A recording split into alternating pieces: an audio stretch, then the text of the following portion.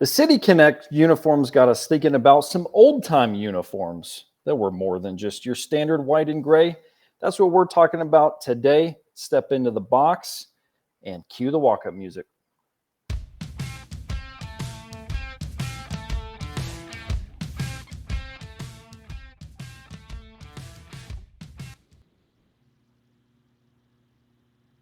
Hey, everybody. Thanks for joining us on the Baseball Brewhaha. You see, we added a third member.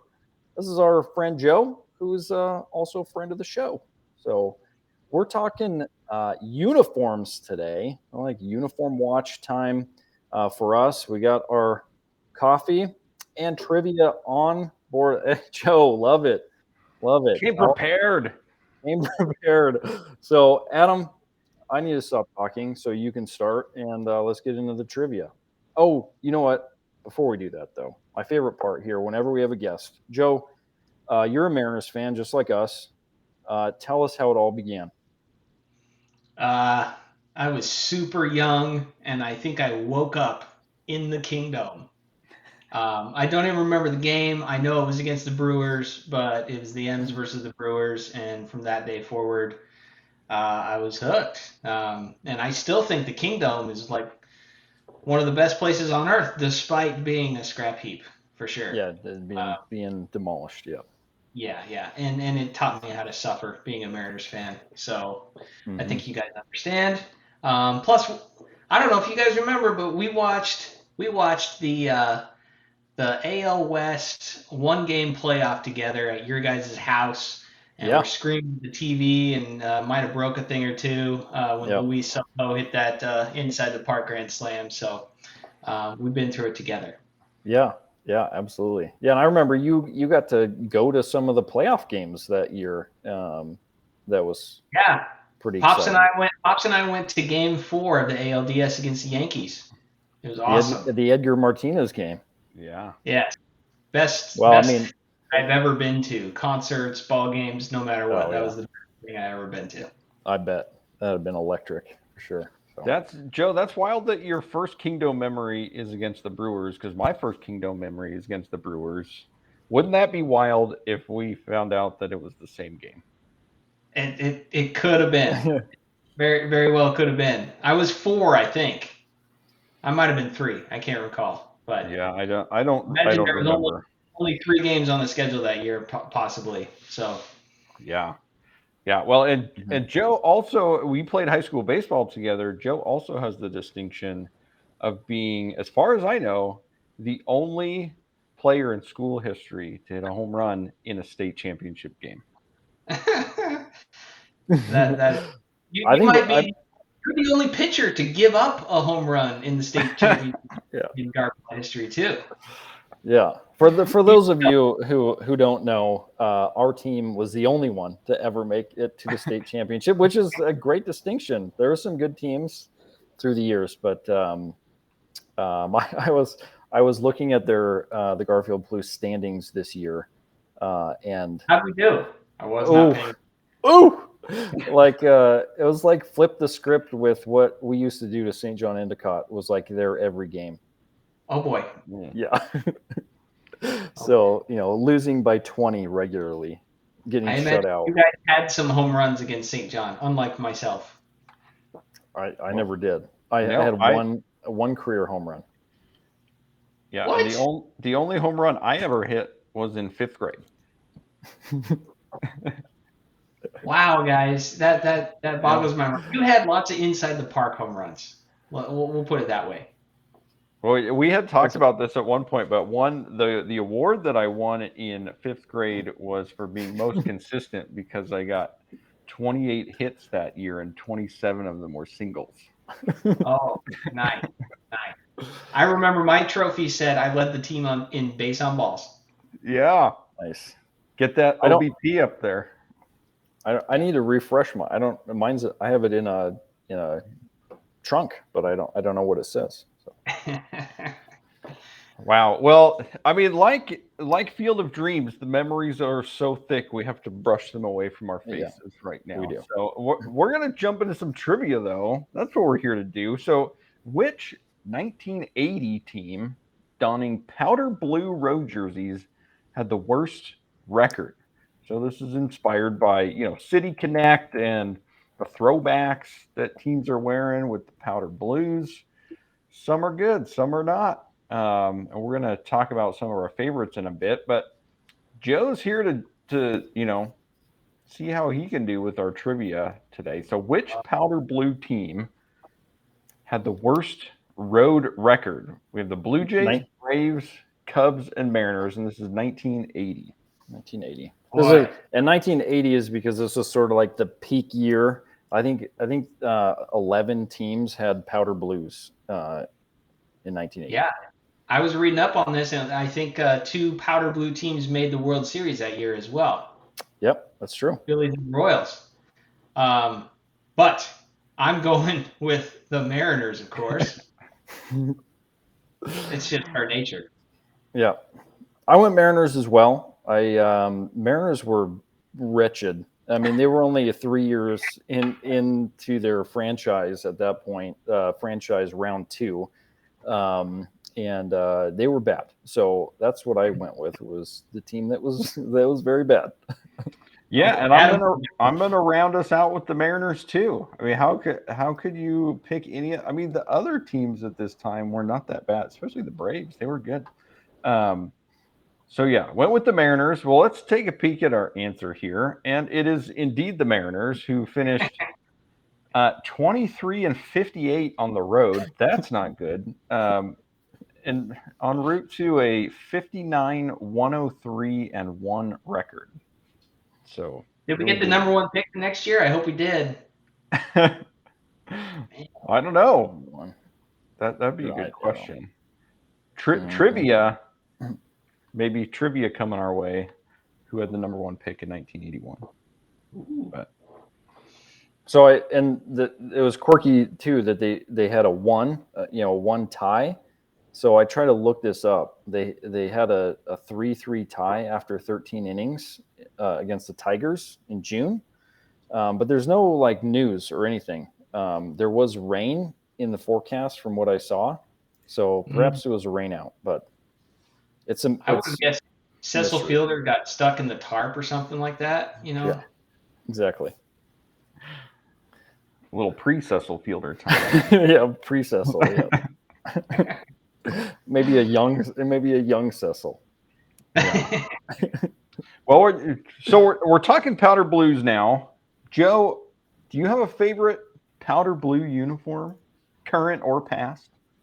Okay, well, we're gonna have to categorize this. I did my research, guys. So Okay. the new versions of the powder blues, they're cool because they weren't cool back then, and now they're doing it again the right way. Candidates are definitely the Phillies, the Royals, and the Blue Jays, I would say. And I'm going to go with the Blue Jays for the new age. I really like the Blue Jays unis with the powder blues. But back in the day, whether they were a good idea or not, I'm going to go with the Royals, of course, just because it's just a classic. Yeah, that's a good choice. It looks good no matter what year it was, I would say. But all the other ones, it's I'm not sure it was a great idea or not. Especially the teams that have 0 blue, like the St. Louis Cardinals. That's my least favorite. Yes, indeed. Aaron, what do you got? Yeah, for me, so I was looking at this, and I think my choice is kind of between. I really like the Brewers. I think in large part because of their hat. I love their hat, and the old logo that they brought back. I love, and also the Expos. I think that might be partly because I've missed the Expos, but the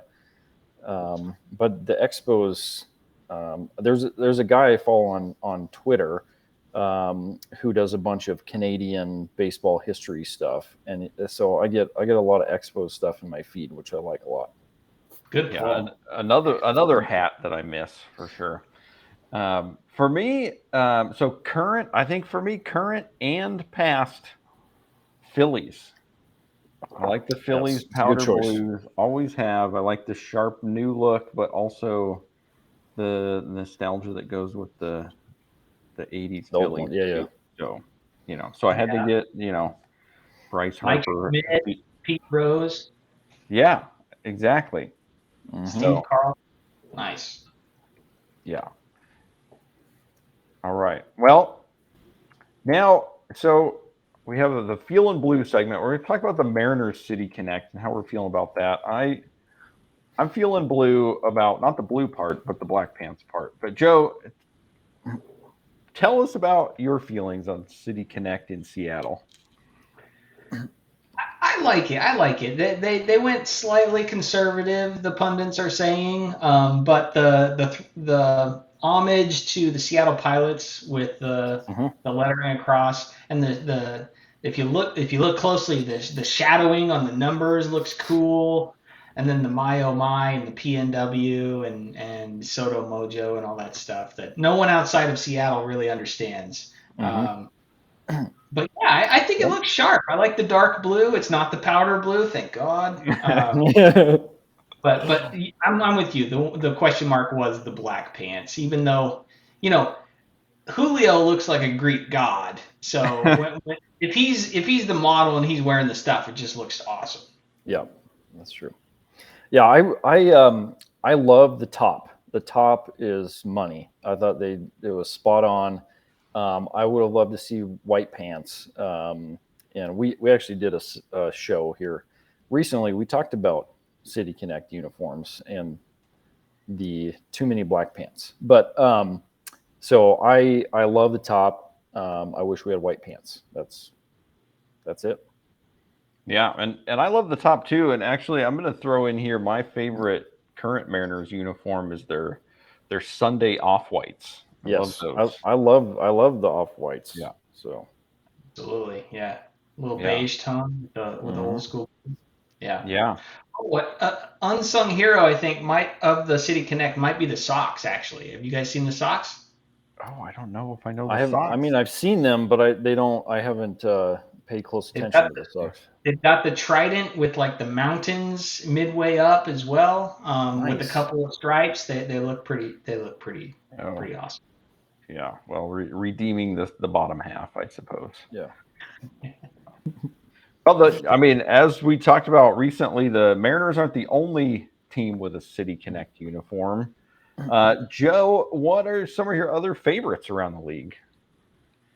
Okay. I think it seems like everyone's favorite is the Chicago White Sox. And they're awesome. Like all black, but the white pinstripes. Yeah. Really cool. And the south side, with like the street font is pretty cool. So I think that's my favorite too. Maybe one that is underestimated or undervalued. Cincinnati, they've got like the all black, like the stealth black with the red pop. Yeah. I kind of like those two. Nice. So you're going all black on your style. I like the White Sox one, but and we talked about this. They were like top 3 in most people's rankings of the City Connect.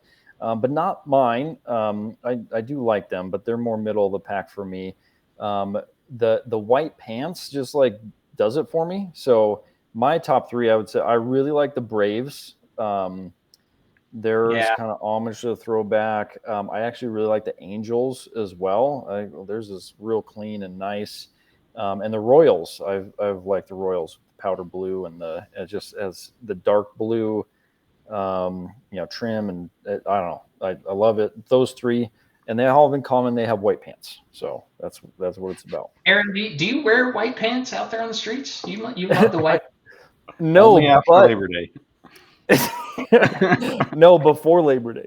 No, but for you, you're like sold on the white pants. You got to go all year on the white pants. So we were talking before. We've been doing my kids and I and some friends and whatnot. We've been doing sandlot baseball. I do wear white pants, baseball pants. Okay. So we used to I don't know why I thought about this, but Adam, we had a neighbor that wore when we were little. We had a neighbor, Elmer, who wore a white like suit all the time. I don't remember that, but You know, That's I remember that's my Elmer, but not the inspiration. color of the suit. Yeah, That's that's bold. my Dusty. It's dusty where we're from. So Yeah. you got to dry clean that thing. By the way, I bet you no one washes white pants like your mama Shelly. probably not. Hi, Shelly. Oh, she's watching for sure. Yeah. First thing every morning. Well, for me with the City Connect, Joe, I'm with you. I love the all black, and I know that the Pirates are coming up next, and I am like fingers crossed, really hoping they go all black with the yellow pop. So that's what I'm hoping for. But I love theirs has to be great because there's not a whole lot else about Pittsburgh Pirate baseball that has been great the last 25 years. So yeah. hopefully they do it well. I'm hoping they go full pirate. You know, just something super pirate themed, just over the top pirate. Maybe they'll go on Fridays. They'll go with the patch too. So Yeah. All the guys heading up to home plate with one patch on. Yeah. Exactly. Oh man, that would be hilarious. Well, we're gonna switch over to story time here, and we're gonna bring the uniforms a little closer to home. So.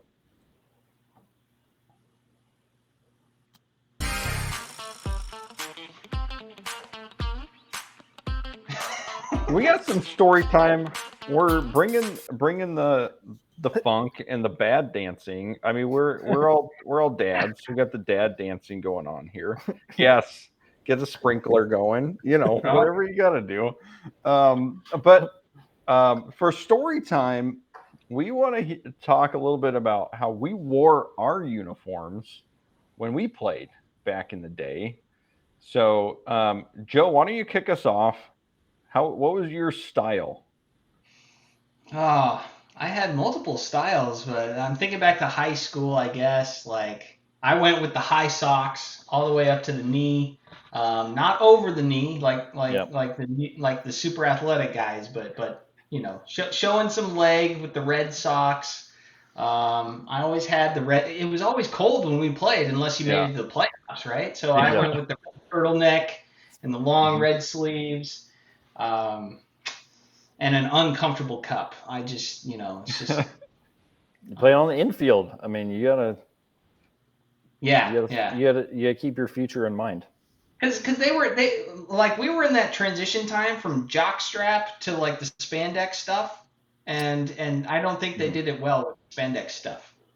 And I was not jockstrap. I think you guys were classic jockstrap guys. Yeah, absolutely.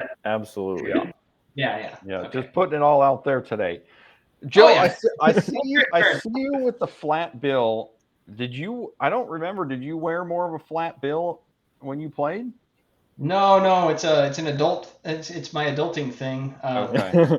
I try to do what the kids do these days, I guess. So yeah. Back in the day, we were more like this. Oh yeah, brought it like all the way down. You know. Yeah, and we were really bent, but no, I've gone flat now. Yeah.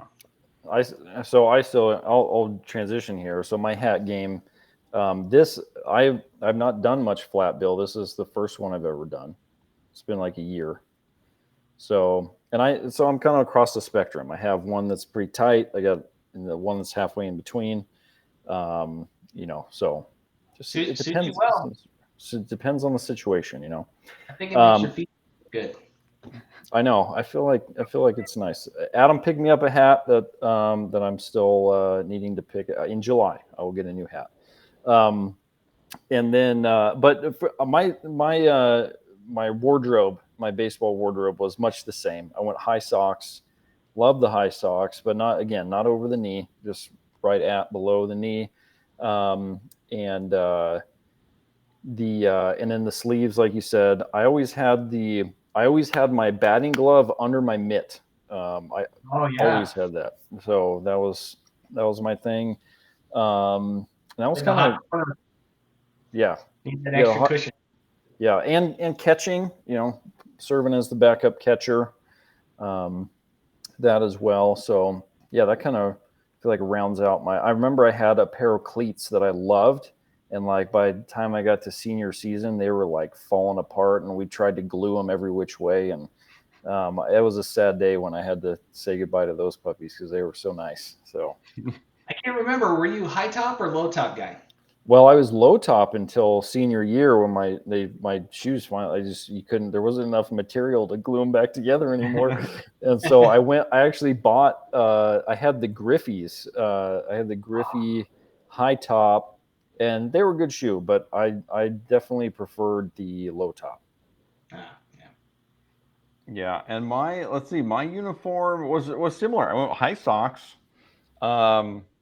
I only wore the sleeves if I had to. I didn't like the sleeves. I didn't like the way it felt, but I also didn't like the really heavy polyester uniform rubbing on my skin. So I had like a light, thin undershirt that I would wear under the jersey.